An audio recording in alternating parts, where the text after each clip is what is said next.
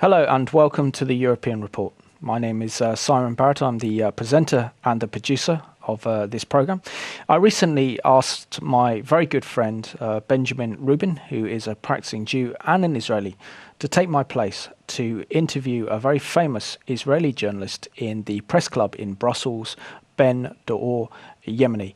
Special thanks for this program must go to the European Coalition for Israel, who sponsor the European Report, and also special thanks must go to the European Israel Press Association, who financed the entire filming of this project. So sit back and enjoy this very special interview from Brussels.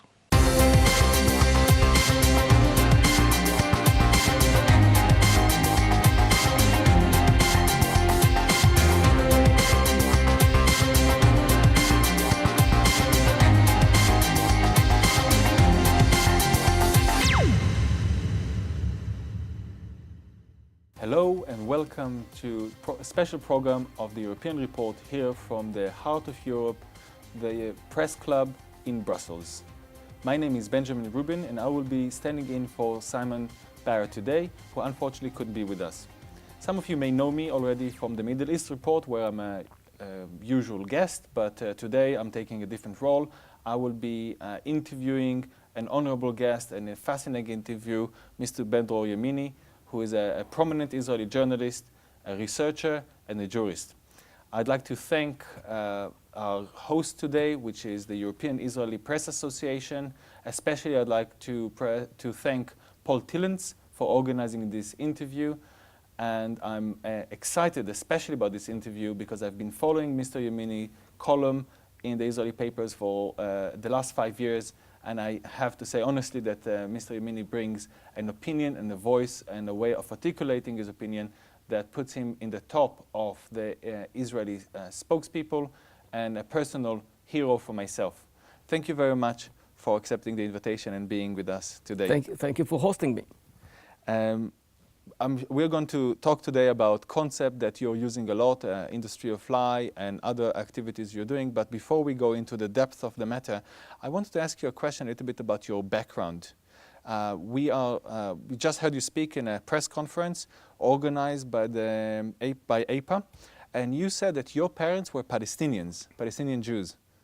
That is interesting. Yes, of course, because people don't know, but Palestine is a very old Roman name, nothing to do not with Jews, not with Arabs. It was used mainly by Christians, and whoever lived under the British mandate was Palestinian, and so that my parents actually had an ID of Palestinians because they were under the British mandate. And people don't understand it because many times people think that Palestine is a kind of an Arab name or of an Arab nationality.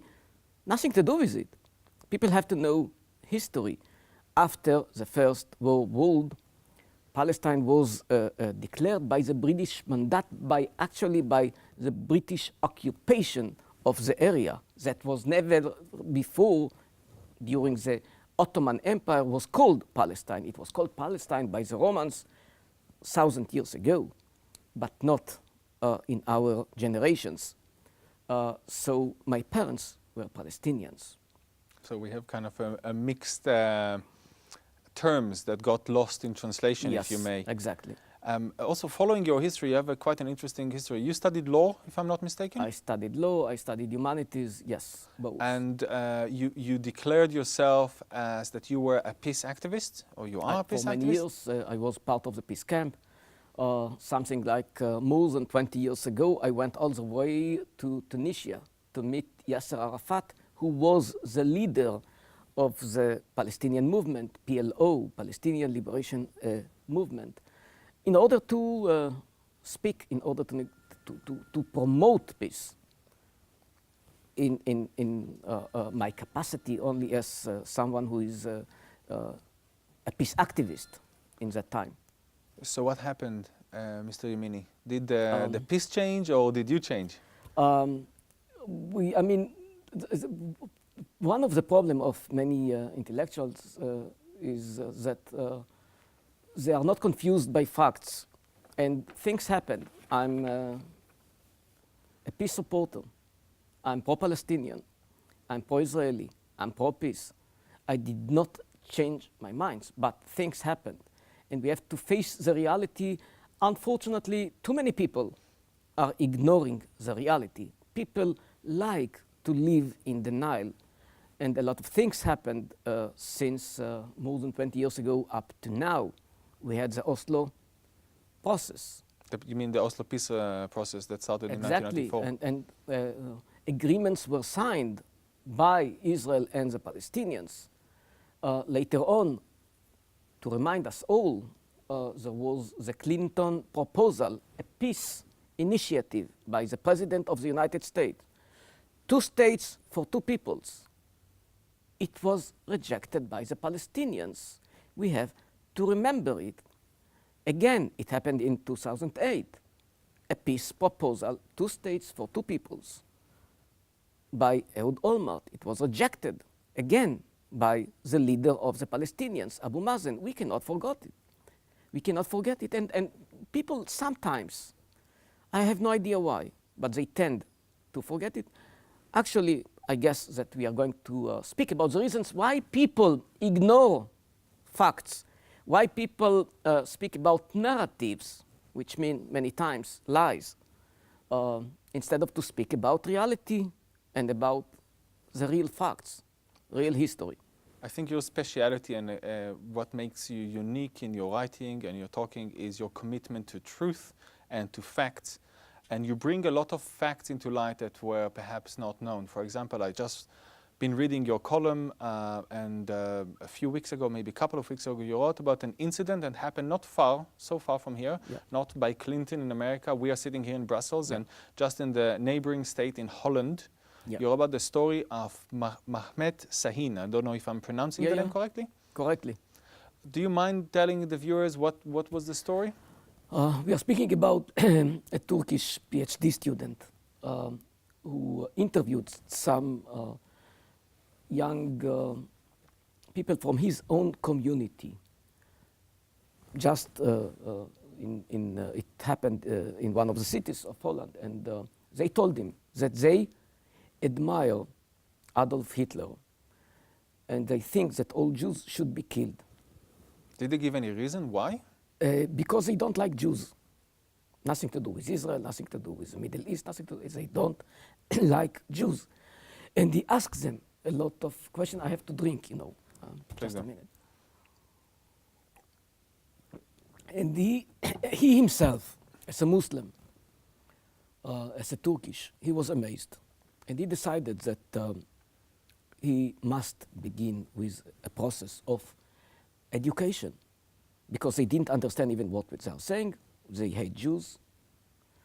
They want to kill all the Jews. And he wanted to begin with the process of education, because he himself, as a decent human being, was amazed. And unfortunately, he received a lot of threats on his life, on his family life. And he had to run away from his neighborhood, from his city, and to be in a shelter for many days. It is very sad. I mean, it just, the story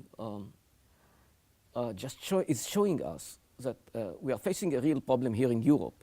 People are brainwashed. Why people had Jews? Why people had Muslims? Why people had Gypsies? People hate other groups because of a process of demonization, of brainwashing. And unfortunately, here in Europe, in the very democratic liberal society, brainwashing is working. A lot of people hate other groups because of brainwashing. I even noticed there that one of the interviewees, because your article links to a YouTube where it's all documented, gives a reason. He says that the Jews should be killed because they are killing millions of Palestinians. Yeah, it's very interesting because what you're telling me, I gave a lecture in Berkeley, and a group of students came to demonstrate against me, against my lecture, against the invitation. And I went to speak with them because I really wanted to understand why they hate so much. And I asked them, you are claiming that Israel committing a genocide against the Palestinians. Can you tell me, please, what are you talking about? I mean, how many Palestinians were killed by Israel? And they told me, we think something like 6 million. Even the I was amazed. Even the Palestinians don't claim that there are 6 million. I mean, it was a kind. I mean, they remember the number 6 million, which is very known because of the Holocaust. So they are totally confused. They have no idea what they are speaking about. Just to put things in proportion, it's part of my academic work, my research, to put things in proportion. Since the foundation of Israel up to now, we are speaking about more than, at least, but more than 12 million people that were killed in the Muslim and Arab world. Most of them by Muslim and Arabs. Unfortunately, they killed themselves. Unfortunately. 12 million. 12 million That's a people. very big number. Yeah, yeah. My articles, my research were published. It can be seen in the internet. Genocide that the Arab and Muslims are committing against themselves. And during all the history of Israel, something like altogether, we are speaking about, I'm speaking about the 48 Independence War, and later on, altogether we are speaking about something like 13,000 of Palestinians that were killed. 13. 13, 13. I mean, now in all the Israeli control over the disputed territories, West Bank and Gaza, they are the territories that are under debate. We are speaking about less than 9,000 people that were killed. Just to put things From in 12 proportion, million to 9, and people To are put talking about the genocide. just yes, to put things in proportion, there is not any conflict with such a low number of fatalities. In any case, I mean, just look what's happening in Syria now. Just look what happened to the Palestinians in Jordan. How many were killed? Arabs against Arabs, Arabs against Palestinians, much more. Just to give the proportion, in car accidents, more people are killed than in the Israeli-Palestinian conflict. People just don't understand it, but they speak about a genocide. How can they speak about genocide? I mean, the life expectancy of Palestinians is one of the highest in the Arab world. Infant mortality among Palestinians is one of the lowest in the Arab world. But people ignore the facts. You know why they ignore the facts? Because we are facing an industry of lies. I actually wanted to ask you about the industry of lies, but I'm a born Israeli, but I'm dividing my time today between Israel and London. And in the last month, we've witnessed some violence, unprecedented violence, not in its scale, but its uniqueness. We had a beheading in London just the other week, the stabbing in Paris, the riots in Sweden. And when I saw your report about Sahin Mahmet, I don't know, to me it made sense. And I actually think that the PhD student in Holland, he actually said that hatred leads to hatred. What do you think about the connection of this blind hatred that is sometimes directed toward locals, the Dutch, the British, the French, the Swedish, and the hatred of the Jews and the demonization of the Jews? I think many Europeans are living in denial. They are living in denial because they don't see the reality that is emerging here in Europe, in Brussels, in Malmö, in Stockholm, in London, in Bradford, in many other places. And the same way they don't see the realities that are happening just in the Muslim and Arab world. Let me tell you something.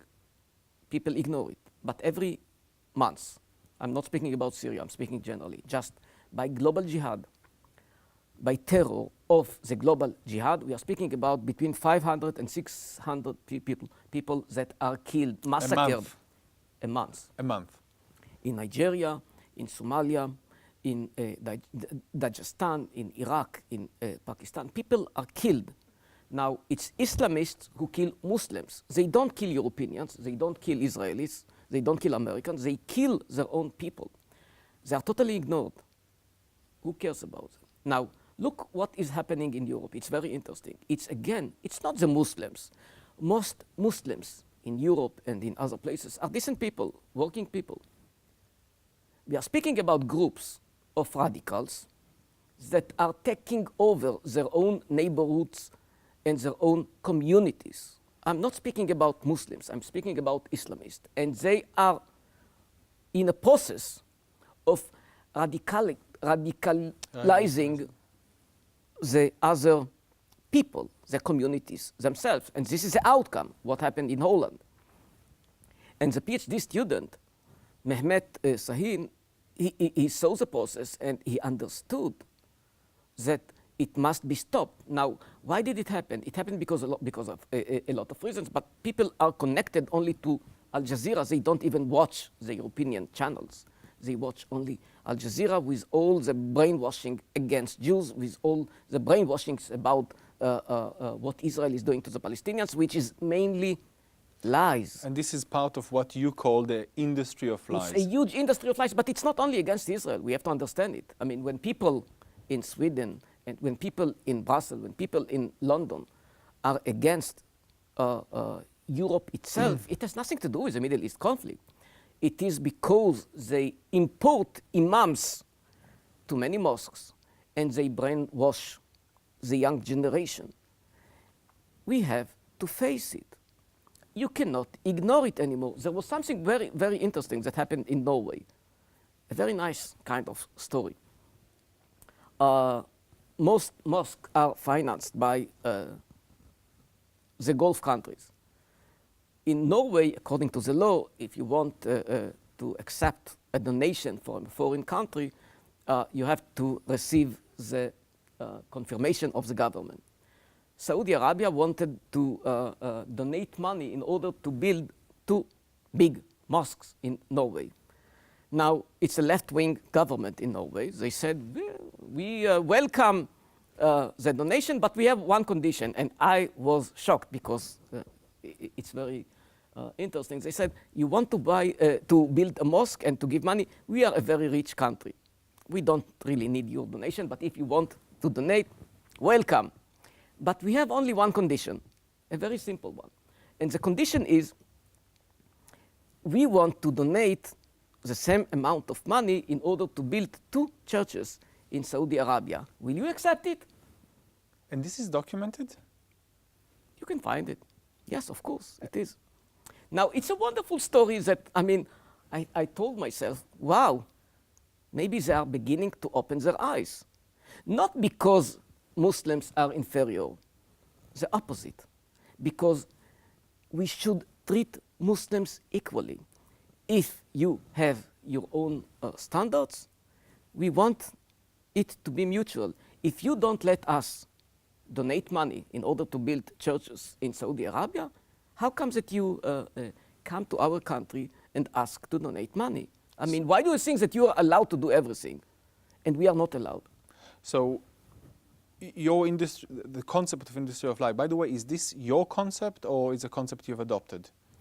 No, it's strongly associated with you, that's for sure. Yeah, no, I mean, I think that I invented the term, the industry of lies, because that's what it is. I mean, so can you explain what is the industry of lies and give some examples? People, yeah, I mean, for example, the story of the refugees. Right now, there is a problem of the Palestinian refugees. I mean, they exist. I mean, I cannot deny that they do not exist, and many of them even suffer. They suffer, by the way, not in Israel, not under the occupation. They suffer, for example, in Lebanon. They suffer in Syria. They suffer in other places. But what people don't know is that, well, it's very nice to speak about the Palestinian refugees, but we are speaking about more than 42 million people that became refugees because of population exchange. They don't know that a bigger number of Jews were forced out from Arab and Muslim countries because of the same conflict. They don't know about so many massacres against Jews in Arab countries. They don't know about the expulsion, about the exodus. They don't know anything. When you single out the story of the Palestinians, it looks like, wow, a crime against humanity. Not at all. Not at all. this is, unfortunately, it happened in the 40s to so many millions. India, Pakistan, ethnic Germans, Poland, Ukraine, and so on. It is all published in my research. Now, the industry of lies is singling out only one story, which is the Palestinian story, and presenting it like the biggest crime of modern history. And you know what? I'm quoting now a very famous professor from the United States, John Mearsheimer. Unbelievably, he wrote this sentence, I'm quoting, biggest crime. I just asked him. What did I he have sent to him say? an email. Wait, dear Mr. Professor Mearsheimer, can you please explain me according to what parameters did you define it as one of the biggest crimes? Comparing to what? To Chechnya? Comparing to what? Comparing to Darfur? Comparing to Rwanda? Comparing to what? Can you please answer me? I mean, comparing to what happened to the Jews in Arab countries? How can you define it? Like, I have news for you. Many professors don't like to be challenged with facts. He just did not answer me. So the industry of lie that you're talking about, and we have viewers now watching us from Channel 7 in Finland, from Alpha Omega in Romania, from Revelation TV in the UK. This is something that effectively affects our lives here in Europe all the time. Europe is investing efforts with trying to resolve the problem in the Middle East, but if we don't really get the right information, we can't make the right decisions, can we? Yes, part of the problem is that many parties are involved in the Middle East conflict. Everybody wants to solve the problem, but nobody really knows the realities of the conflict. You mentioned the EU. The EU taxpayers are giving a lot of money, and you know who they give money to? It's just unbelievable. Please share with us. To NGOs that are supporting the right of return, which mean, as they say it, not as I say it, the destruction of Israel. So the EU You Europeans, I'm talking to you now. You are Europeans. You are the taxpayers to the EU. Do you know what they do with your money? Do you know that with your money, textbooks are full of hatred against Jews and against the very existence of the State of Israel? Do you know that with your money, you taxpayers, NGOs that are supporting the destruction of Israel are receiving money on behalf of human rights? Unbelievable. I'm asking the official representatives of the EU many times, why do you give them some money? You know that they are striving to the destruction of Israel. How come that you donate the money? They said, no, we give money only to human rights projects. Yes, but the people and the NGO officially is supporting the right of return or the destruction of Israel. So how comes that you give them money? I don't receive good answers. Now, what is the problem and how it is connected to the problem here in Europe? So many people, goodwill people, want to appease the radicals. When you appease the radical, you only promote them, you only encourage them, you only create more radicals, and that's what they are doing. It is happening here. It is happening in the Middle East. We always want to appease. You know what? Enough. We know what happened in the appeasement of the 30s.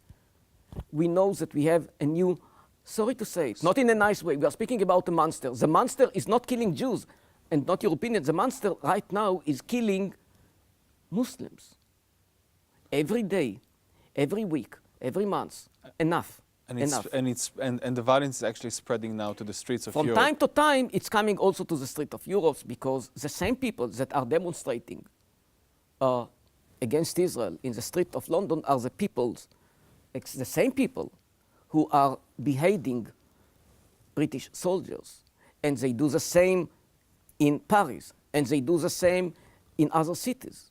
So how can we fight it? To face reality. I mean, I think there are many decent Muslims, moderate Muslims, working people Muslims. You should encourage them. You should support them. They are against the Islamization. They are against the radicalization. So why do you help the radicals? Why do you help NGOs that are supporting right of return or the destruction of Israel just because they have good English and they are pretending to be human rights activists? It's just unbelievable, this kind of living in a denial.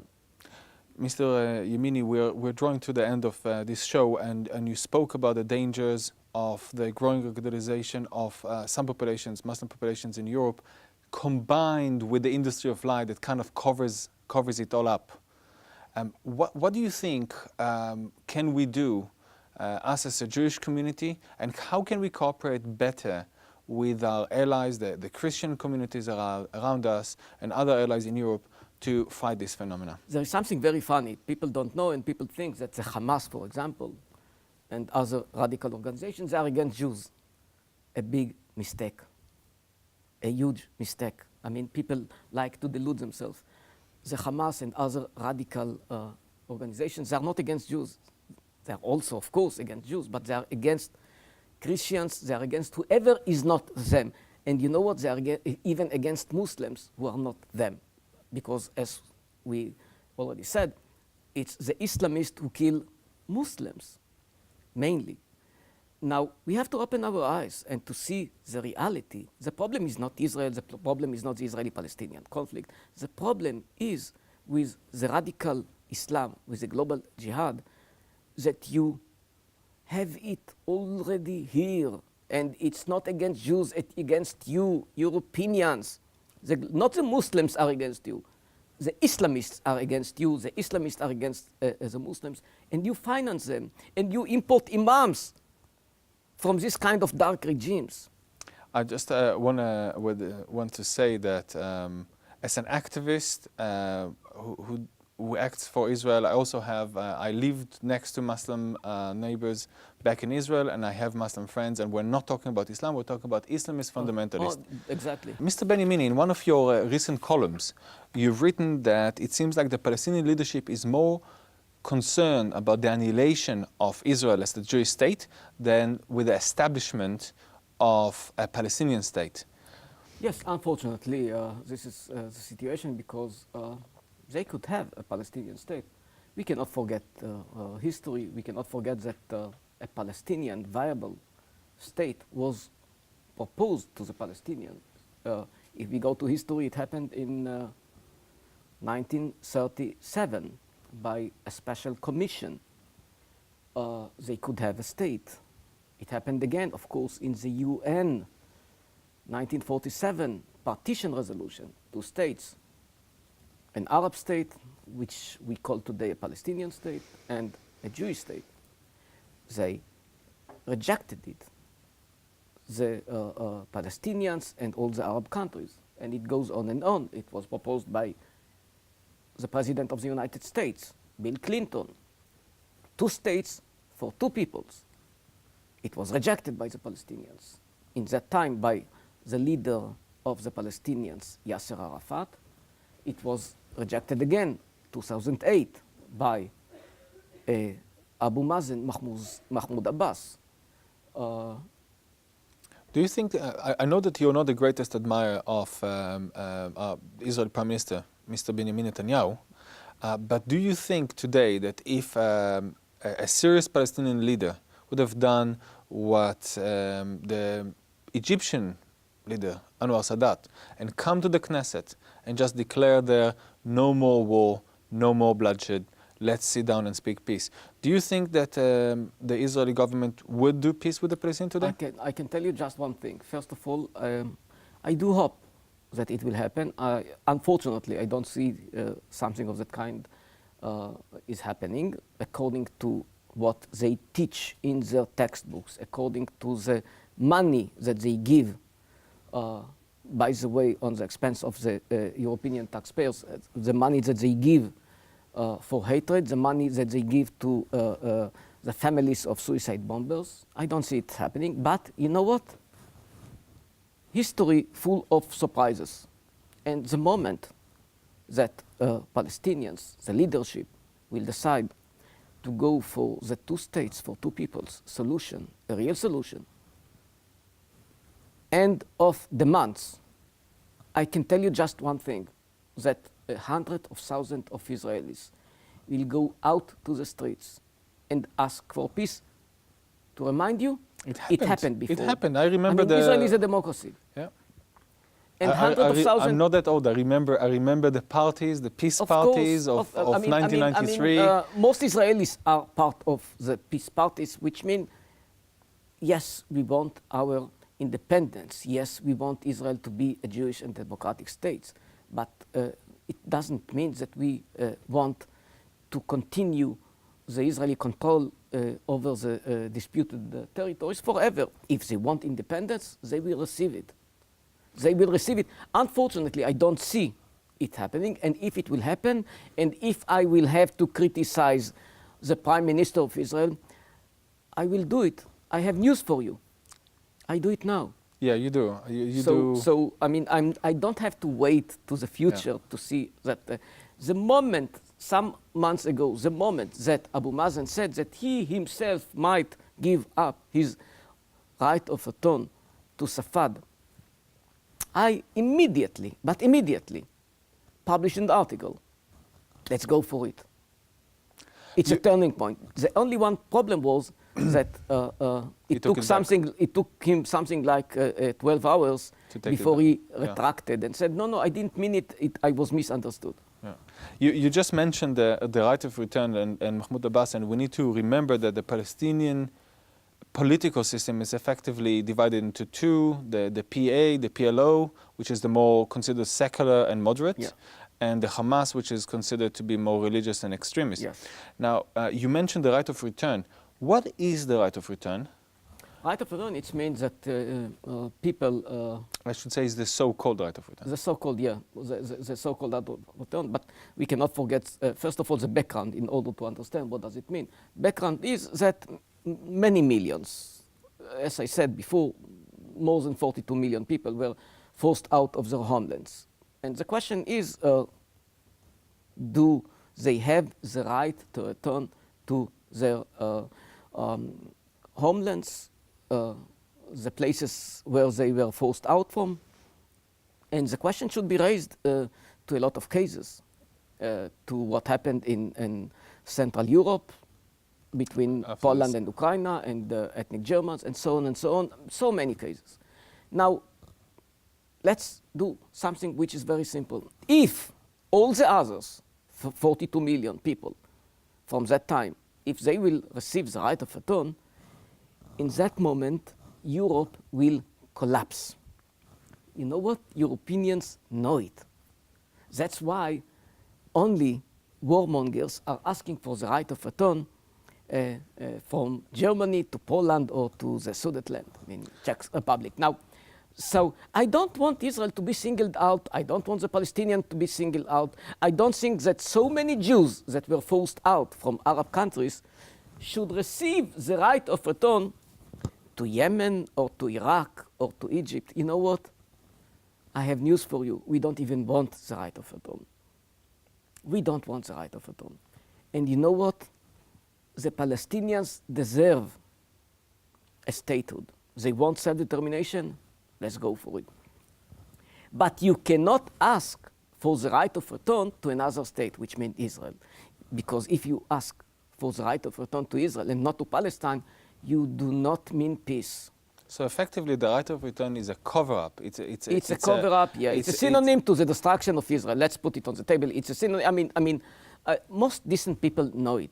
Most people, decent people, but they support this kind of NGOs that support. I mean, this is the main question here in Europe when we are sitting here in Brussels. The main question is, how comes that the EU is supporting NGOs that support the destruction of Israel? I mean, it's a question. Why they abuse the money of the taxpayers from Europe in order to promote radicalization and hatred and destruction? You know what? I cannot understand it. On a similar note, we said that the Palestinian political landscape is divided into PLO and Hamas. I found either explicit or implicit support to Hamas. Now, only a few years back, I actually took the Hamas covenant and read it cover to cover. And I was shocked to find that the Hamas has an article that Article in 7, paragraph 17. Yes, 7, 7. that enshrines genocide Yeah. in the Hamas covenant, and talks about the annihilation of the Jewish people off the face of the earth. So basically they're saying it has nothing to do with the conflict in the Middle East, has nothing to do with prisoners, it has nothing to do with settlements, has nothing to do with war or occupation. They are saying that Jews are inherently evil and the world cannot be a better place before they are exterminated. And they go on saying, not in their covenant, but in their speeches, that Hamas is taking upon himself the responsibility of finishing off the job of what was started by the Nazis. When I was reading this, I was truly shocked.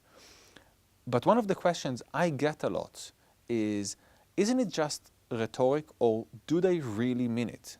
What do you think?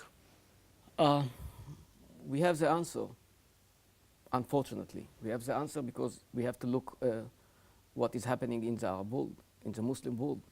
When they kill each other, they massacre each other. If you want the answer, just look at what is happening nowadays, every day, a massacre after massacre, day after day in Syria. Look what is happening. Now, think that it was not Muslims against Muslims. That it was Muslims. You're referring, for example, to the 80,000 fatalities in the Syrian civil war? Just in the last 2 years. I mean, so if you ask a question, you cannot ignore the reality. And the reality, they fought each other, Iraq and Iran.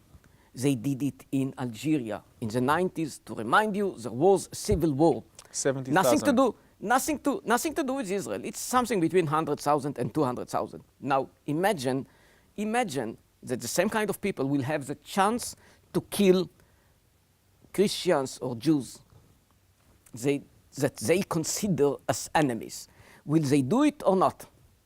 Unfortunately, we know the answer because we see what Islamists are doing to Muslims, what Shiites are doing to Sunnis, what Muslims are doing to Copts in Egypt. I mean, we see the reality. We cannot ignore the reality. Now, the reality has something to do with Europe. I mean, we are speaking about the Jews like if the conflict is a kind of a political one. No, it's not a political conflict. It is something which is much deeper.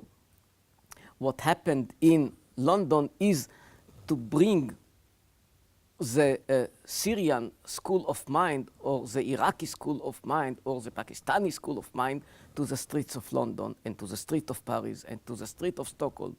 It is happening, which is what we see is a kind of beginning. So stop it. Actually, you're touching on a very interesting question, and that's the chicken and egg or interface between Europe and the Middle East. The Middle East is changing, Europe is changing. Do you think that Europe is today taking positive steps in trying to entangle the mess we have in the Middle East and the war, or do you think they're actually making things harder? They are making things harder, unfortunately, because they live in a kind of denial. I mean, we don't have to watch that here in Brussels and in Malmo and in London. There are parts, there are neighborhoods in every city which are a free zone. I mean, nobody can enter even, not even the police. I mean, leave the Middle East. Go to Europe. I mean, why are you focusing in the Middle East when here in Europe you have much bigger problems? I mean, you are living in denial. By the way, Muslims, again, are the victims because they are the victims of their own people. I mean, you So look you're at, saying the most prospering community of Muslims is under the Israeli Jewish state. Just an example, I mean, people don't even imagine the differences between Israel and what's happening here in Europe, in Brussels, in Stockholm, in London. Just some years ago, the Israeli president was sentenced to 7 years in jail. I mean, it's known, unfortunately, 7 years in jail. He had 3 judges. The presiding judge of the Israeli president of the Jewish state, the presiding judge was an Arab citizen of Israel, George Kara, his name. Now, in Israel, Arabs have the best kind of life, even comparing to Europe. In Israel, they are prospering. In Israel, just 2 months ago, the winner of The Voice, which is, to those who don't know, The Voice is the most popular reality program. The winner is Lina Mahul. She's an Arab citizen of Israel. People just don't understand, but they are speaking, you know what they're speaking about? They're speaking about the apartheid state Israel. They have no idea what is Israel. Yeah. They have no idea that Arabs can be my doctors, my lawyers, my judges. They don't understand the realities of Israel, and they speak about Israel. I wish Europe will treat the Muslims here as Israel is treating the Arabs in Israel. I pray, come to Israel in order to learn the lesson. I'm not saying that there is not any kind of discrimination. I'm not saying that we should not improve ourselves. I'm not saying that we are perfect, but one thing I'm sure about, we are much better than the Europeans. But the Europeans ignore it. You know why? Because the industry of lies is prevailing. Actually, you said your doctor is Arab. I actually use this when I'm attacked verbally, not physically, by people saying that Israel is an apartheid state. I just tell them that last time I've been to Israel, I got a scratch in my eye and I went to hospital to be treated. By the way, a religious Jewish Orthodox hospital, Shaare Tzedek in Jerusalem, and I was treated by an Arab doctor. But I want to go back to what you were saying about the Muslims, the human rights organization who are ignoring the real human rights victims in favor of not fictitious, but maybe not the main problem. I had the privilege to be involved with an activity with Amnesty International. Amnesty International invited the organization called MEMO, Middle East Online Monitor, and they invited them to speak in Amnesty International premises. What they didn't know that MEMO was a signatory of support on Hamas's covenant. So Amnesty International, an organization that is dedicated for promoting human rights, invited an organization that signed for international genocide, that signs for women, oppression of women, of religious intolerance. And this is the funny situation that we are seeing here. When you make a lot of arguments about the Palestinian right of return and about discrimination, one may think that you're trying to claim that 2 wrongs make a right. No, I'm not. What I'm asking for is something which is very simple. Let us all adopt the same kind of standards. You know, I was challenged by a student after I gave a lecture in Berkeley. And he told me, it's very nice, whatever you presented to us with your comparisons about how many people were killed here, were killed there. And yes, we really see that Israel is not really killing Palestinians as it was argued. But, you know, we hold you for higher standards. So how can you compare? I told him, look, next to you, I see someone with a veil. What's your name, please? I asked, and she told me her name was Fatma. And I told him, look, I don't know where is Fatma coming from, maybe from Syria, maybe from Saudi Arabia, maybe from Pakistan. I have no idea. But when you are telling me that you hold me for higher standards, you know what you are telling her and some other Muslims that are in the audience? You tell them that you hold them for lower standards. You know what does it mean? It means racism. You know what? Enough. Enough. This kind of double standards is becoming more and more dangerous. By the way, when I compare Israel to other countries. I compare Israel not only to Muslim countries, I compare Israel, speaking about violations of human rights or death toll or fatalities. I compare Israel also to the United States and to NATO. And you know what's the outcome? Israel is keeping human lives more than NATO, more than the American army. Here are the facts. Here are the facts. When I'm seeing reports about Israel and about the conflict here in Europe or where I live in London, what I get most striking that most of the criticism is about how the conflict is being managed rather than why there is a conflict. And when I go to people and I just show them clips of Hamas leaders saying that the conflict is not political, but it's effectively a conflict in which they aim to perform genocide and just kill me, my wife, and my kids. I mean, that's what they say, right? They look at the camera and they say, it's much more than that, by the way. If you don't know what they say, the leaders of the religious leaders of the Hamas, what they're saying is that we should conquer, it's in their own voice, we should conquer Rome and London. Say to your friends, the useful idiots, I would call them, tell them enough to delude yourself that they are speaking about a political conflict with Israel. They are speaking about London. And the radicals who are stabbing the British soldiers, they are not speaking about Israel. They have no idea where is Israel on the map. And the radicals in Nigeria, they don't speak about Israel. They speak about the West and the Western culture and the universal culture. So when I say that they hate us, they don't hate us because of what we do. They hate us because of what we are. Because we are Democrats, because we are liberals, because we want freedom of speech, because we support women's rights, not because we oppress Muslims. They oppress Muslims. They kill Muslims. They oppress women. But we have to put it on the table. Enough with this kind of self-delusion, self-deception. What do you think that if you will say that the problem is in the Middle East or in the Israeli-Palestinian conflict, it will solve your problem here? It will solve the problem in Nigeria, it will solve the problem in Somalia, it will solve the problem in Iraq or in Syria? Nothing to do with it. 99.99% of the problems of the Arab world have nothing to do with Israel or with the Israeli-Palestinian conflict. So you come with a unique voice where you try and focus on the why rather than the how.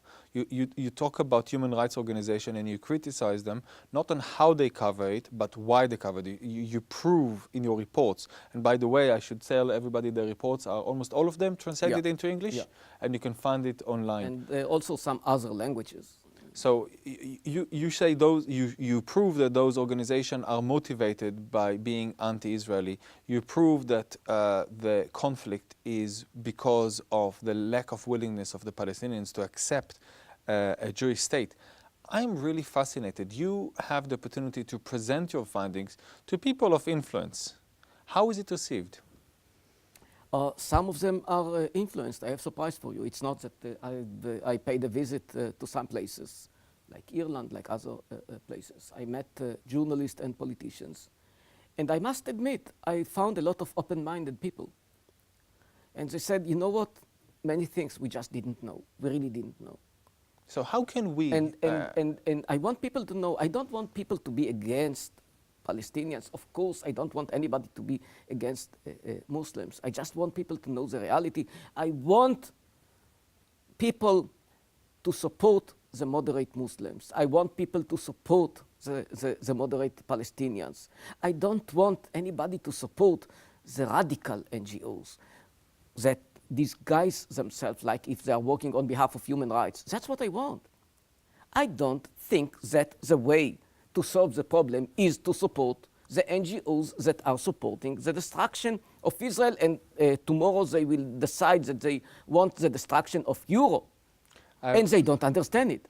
I have a funny story for you. I was participating in a demonstration in Covent Garden in London, and there was a Palestinian there. And we actually managed to get to some agreement between us until the BDS people came in the picture and just broke it off. They couldn't see that we actually come to an agreement between us. It was quite funny. Yeah. But I have to try and sum up this program. I have to say something about the BDS. BDS is the biggest deception of the free liberal democratic countries nowadays, because they are attracting. They speak wonderful English and they present themselves as human rights activists. The BDS is not against the occupation. The BDS is not in favor of peace. The BDS, in their own voices, of their own leaders, is supporting the destruction of Israel. Listen to their voices. Do me a favor.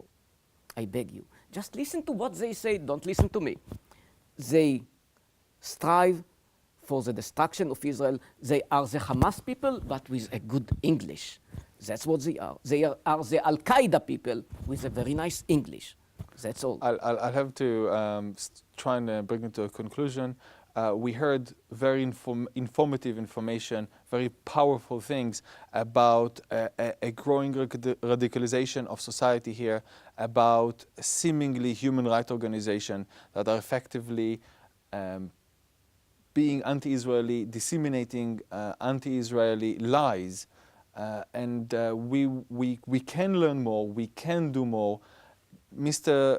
Yamini's blogs are translated into English. You can Google them. I recommend it wholeheartedly that we would do so.